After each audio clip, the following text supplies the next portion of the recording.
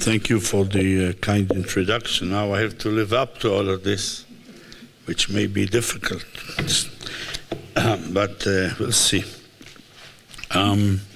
My topic is described in the program briefly as Israel, Greece, and Cyprus, which could mean almost anything, but I'll try to address this particular topic in view especially of events that took place in the last few weeks.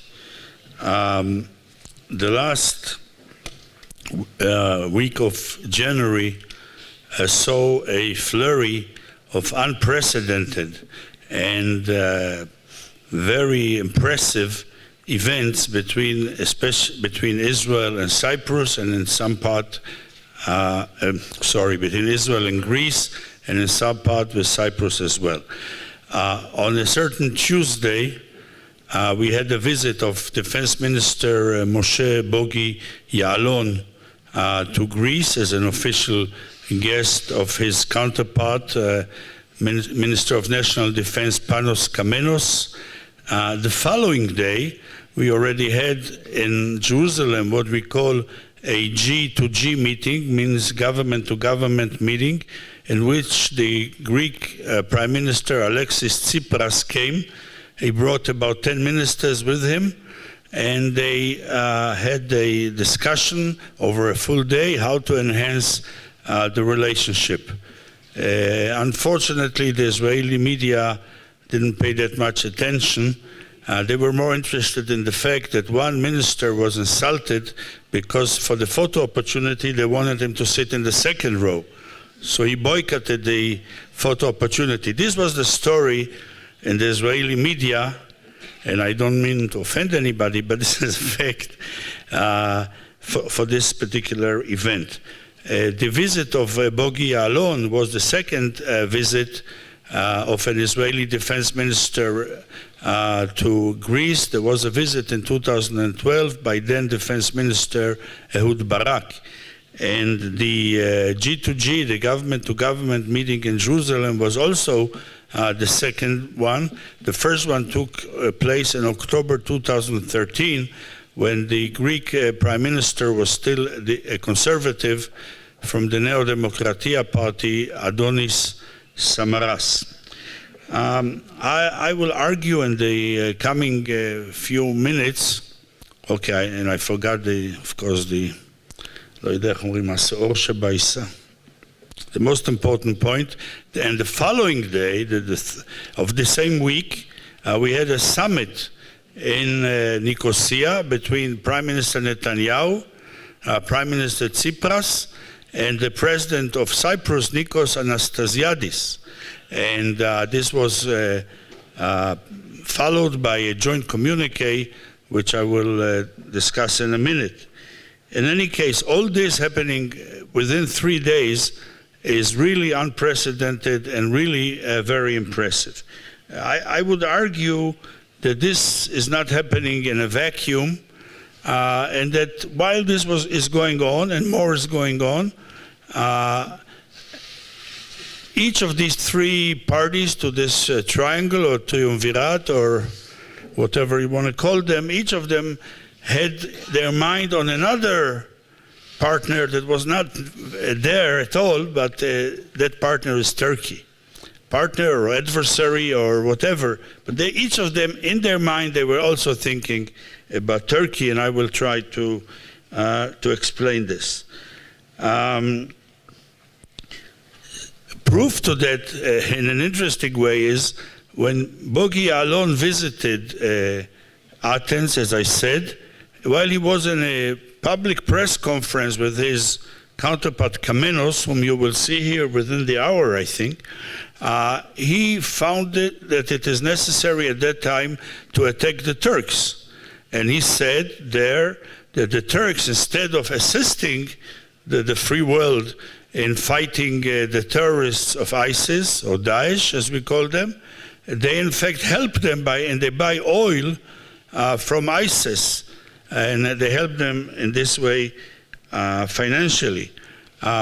he said that, and to be honest, it was music to Greek ears, because the Greeks, to this very day, it's well known, the animosity that Greeks have towards Turkey. There is what they call the disaster, which is the 1920 expulsion of, I think, 2 million Greeks or more from the Izmir area. The Greeks never forgot this to this very day. Like we always talk about the Shoah, the Holocaust, they talk about the disaster. This is the term that they use, but there's something more up to date. As may have been mentioned here today, or not, the Greeks suspect that the Turks on purpose sent towards them all these refugees.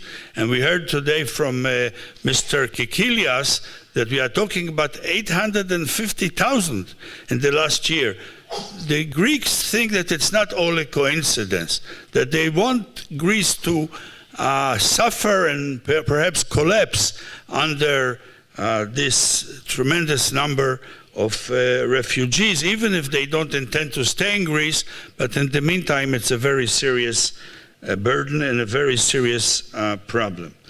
The fact that we have such an intensive military cooperation between Israel and Greece is not much of a secret anymore. The Mavi Marmara was mentioned here many times today, but maybe some of us forgot that since that event in 2010, Israeli military airplanes are not allowed to fly over Turkey. Therefore, anytime an Israeli military airplane needs to fly to Europe, to United States, they have to fly over Greece. We have special agreements. And the embassy, our embassy in Greece, actually has a special person. Most of her work is just to coordinate all these flights. So this is almost a minor technical issue, but it's there. More importantly, we now have very significant cooperation both in the air and in the sea. Israeli and Greek air forces hold several times a year maneuvers, usually over Greece, sometimes even in the Negev, in the Uvda base in the Negev. Sometimes they are joined by other countries such as Cyprus, Italy, the United States, even Poland participated in at least one maneuver. To explain this, and I'm not a military expert at all, but for an Israeli F-16 plane to cross Israel from north to south, what we call from Midan Vad Eilat, from north to south, for an F-16 takes maximum 20 minutes. And the Israeli pilots, they know every centimeter. They can fly almost blindfolded. I don't recommend it, but they could if they had to. Now, this is not enough. The Israeli pilots, especially the young ones, the new ones, they have to practice over places that they don't know, in airspaces that are not familiar to them, where they must look at the maps. And Greece provides it to us. The airspace of Greece is a lot larger, I think, maybe 20 times as large as that of Israel, the airspace. And so we are allowed to use it. We are also allowed to use the airspace of Cyprus, and it's very helpful. We've also had already more than once very serious cooperation in the Navy. Israeli missile boats come to Greece, and they have their own exercises with their Greek counterpart. Let's not forget, Greece is a member of NATO. Therefore, the level of their pilots, for instance, is good. I had talked to many of our pilots. They are impressed because of their NATO experience. In fact, there have been cases that they knew each other because they studied together how to fly F-16 planes. They studied together in the United States. So there were cases that they actually knew each other. And since the summer of 2014, we have a military attaché who is stationed in Athens and is also accredited to Cyprus, and by the way also to Bulgaria and Romania, the colonel in the Israeli army, And until he arrived, basically the ambassador, maybe for 4 years myself, I also had to be the military attaché, so to speak, with all these contacts. But now the number of maneuvers and exercise and so on has reached a level that we need a resident attaché in Athens, which we now have. As I mentioned before, and as you know from the program, the Greek Minister of National Defense, Mr. Kamenos, is here, and we expect him right here. This is why he came to Israel, but of course while he's here, he's also meeting today with Bogi Ya'alon, and I'm sure he will tell us something about it when he arrives. I know that Ya'alon is also supposed to visit next week. He's supposed to visit Cyprus. Next week is wrong, next month. Next month.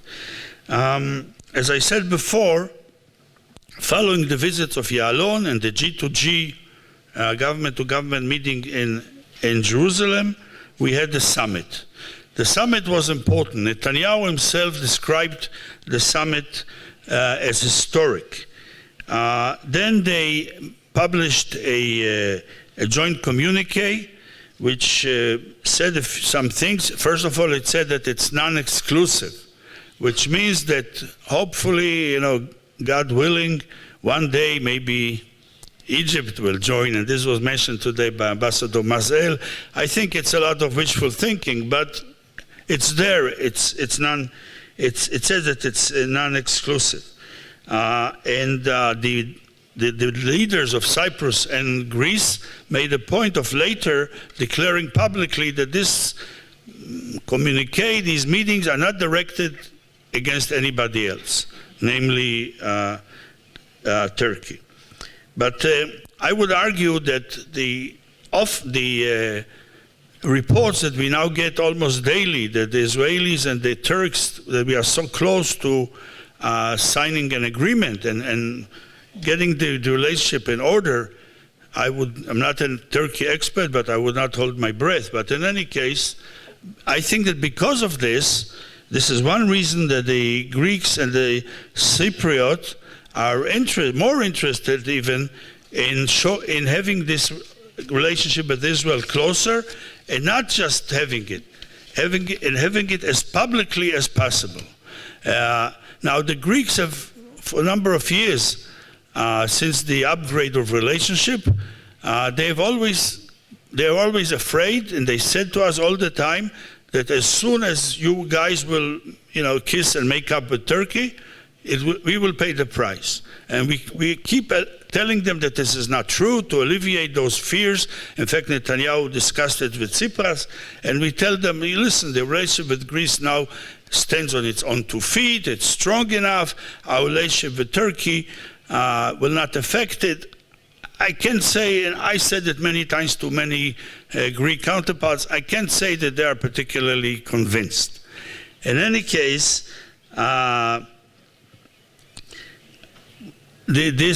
think it encourages them to be even more public. About the relationship with Greece, we know that Greece was among our least favorable countries in the European Union. Within the European Union, it used to vote together with Ireland, Portugal, and Sweden, namely among the worst from an Israeli perspective. In 2010, this changed. And surprisingly enough, it changed by the prime minister that was elected sometime earlier, George Papandreou. When Papandreou was elected, we were quite concerned because, as everybody knows, I suppose, his father, Andreas Papandreou, the prime minister, and his grandfather was always also a prime minister. Here, over there, a dynasty is a dynasty. It's not just 2, it's 3.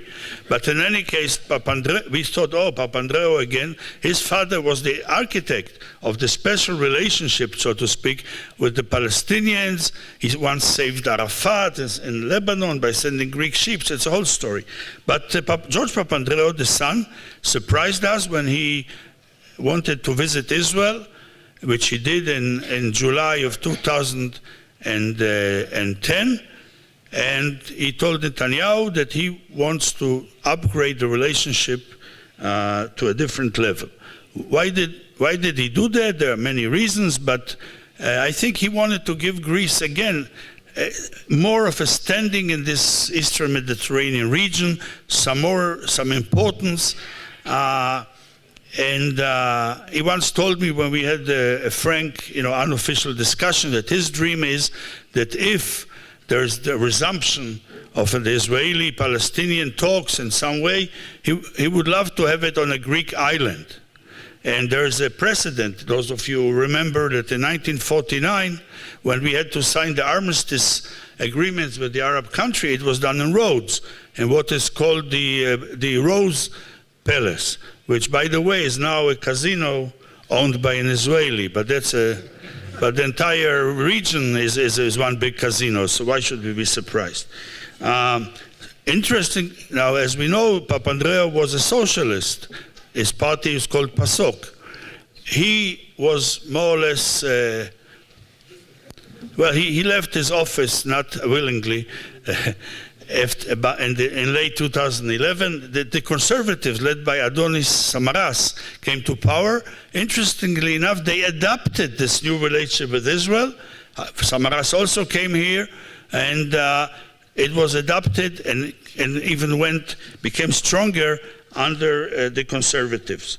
But more surprisingly is when Tsipras, the current prime minister, became the prime minister a year ago, a year and 1 month, in January of last year. Quite frankly, we were concerned. He came from what at that time was considered the extreme left, and his statements were totally anti-Israeli at the time. His party, Syriza, included even, he has a minister right now of shipping, ironically, that personally went on a ship, on a flotilla to Gaza at the same time that Mavi Marmara. And so we knew who we are. I met with these people when they were in opposition. I knew their views about Israel. But Tsipras, is the same way he surprised everybody with adopting a centrist policy on the in the economic area and the European Union area, he also did it vis-a-vis Israel. His visit here in late January was the second in 2 months, and the summit was already the third meeting with Netanyahu. I think that he also, like his predecessors, would like to give Greece some standing in the area. The Greeks are tired of being considered all the time the sick man of Europe, mentioned anywhere only in the context of their economic problems. Tsipras even said that he would like to contribute to solving the Israeli-Palestinian conflict. And when he was here in his official visit, he insisted that he has to spend in Ramallah exactly the same number of hours that he spent in Jerusalem, because he wants to show that he also has a good relationship with Abu Mazen. Now, about Cyprus, we heard today a detailed and very good analysis by Michalis, the deputy chief of mission of Cyprus and Israel, and I don't want to repeat anything, but enough to say that there we saw a similar situation.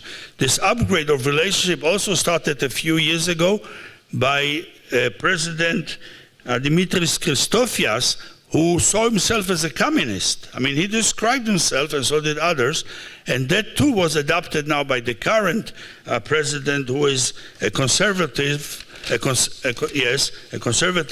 Anastasiadis. I said that one more word about Turkey. The Americans are pressuring us and pressuring Turkey all the time to try and cut a deal. It was the White House announced that Joe Biden, the vice president, recently visited Turkey. He also met with Netanyahu on the sidelines of Davos, of the Davos conference. He also, after speaking to the Turks in Ankara, he called Netanyahu the Americans are very interested in this to succeed, which is not the case as far as the Greeks and the Cypriots are concerned. The joint communique that I mentioned that was published in the summit, after the summit in Nicosia, basically discussed 7 areas, such as water, environment, fighting terror, and things like that. But they particularly stressed the energy. They said that they appointed a sort of a working group of the director generals of the energy ministries in each country to discuss the feasibility and the possibility of having a pipeline from Israel to Greece, to Cyprus, to Greece, to bring gas. I must say that on this area, I'm a bit skeptical. I think it's a lot easier to write that we want to cooperate on energy than to write that we cooperate on military issues. But in any case, the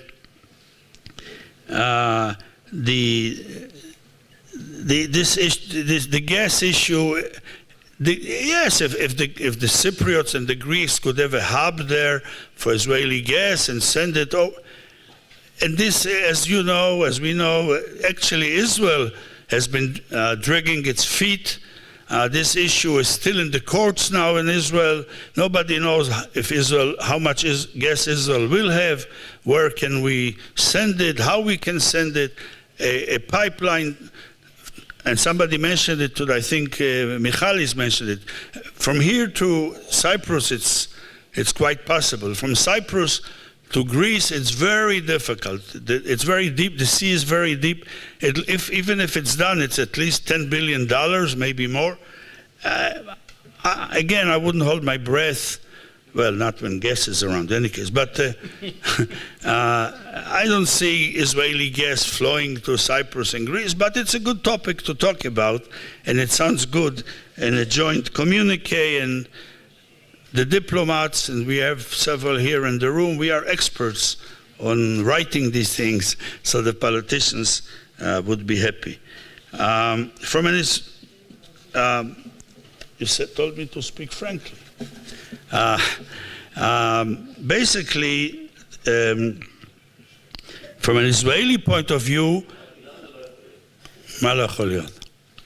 to speak frankly, I don't know. From an Israeli point of view, this new relationship with Greece and Cyprus is a win-win.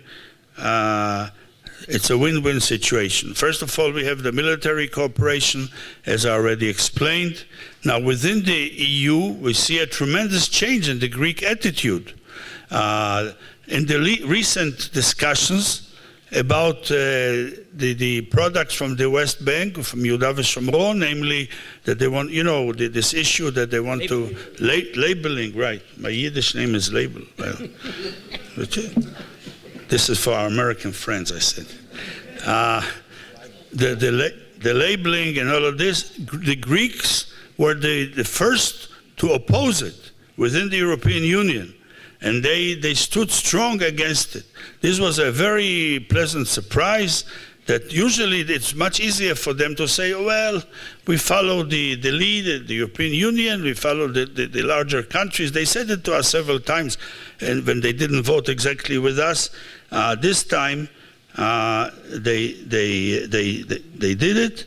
And again, there might also be a possibility that the Turks that are certainly following, that because they see this upgrade of relationship, maybe this will also encourage them to be a little bit more flexible in their negotiations with Israel. So to sum up, I will ask a question. Does this mean that the new geopolitical bloc is actually being construed, erected in the Eastern Mediterranean? I don't know. Is it strong enough? Will it actually be able, if it has to stand up politically or otherwise to the Turks? These are still kushiyot. These are still questions. But I would argue that we live in a world of perceptions. There's almost no reality anymore. It's all perceptions, and the perception that something big is happening between Israel, Greece, and Cyprus is also very important. Thank you very much.